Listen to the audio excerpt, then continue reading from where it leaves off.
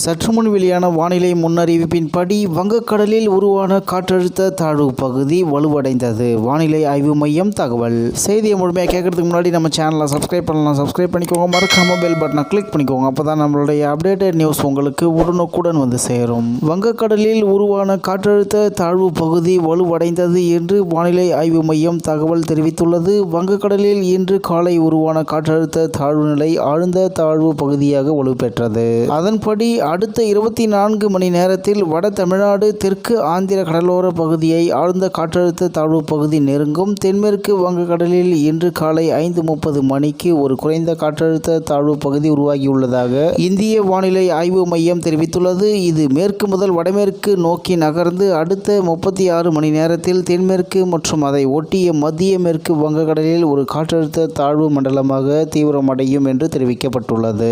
இதன் காரணமாக இன்றும் நாளையும் தமிழகத்தின் பல்வேறு மாவட்டங்களில் கனமழை முதல் மிக கனமழை பெய்வதற்கான வாய்ப்புள்ளதாக சென்னை வானிலை ஆய்வு மையம் தெரிவித்துள்ளது. இந்த புயல் சின்னம் தமிழகத்தை நோக்கி நகர்ந்து வருவதால் பெரும்பாலான மாவட்டங்களில் மழை பெய்ய வாய்ப்புள்ளதாக தெரிவிக்கப்பட்டுள்ளது. இந்நிலையில் தென்மேற்கு வங்கக்கடலில் உருவாகியுள்ள புதிய புயல் சின்னம் காரணமாக சென்னை புறநகரில் கனமழை பெய்து வருகிறது. எழும்பூர், சேப்பாக்கம், மயிலாப்பூர், அண்ணா சாலை, வடபழனி, ஈக்காட்டு தாங்கல் உள்ளிட்ட பகுதிகளில் மழை பெய்கிறது. வேளச்சேரி, ஆதம்பாக்கம், மேடவாக்கம், தாம்பரம் உள்ளிட்ட பகுதிகளிலும் கனமழை பெய்து வருகிறது.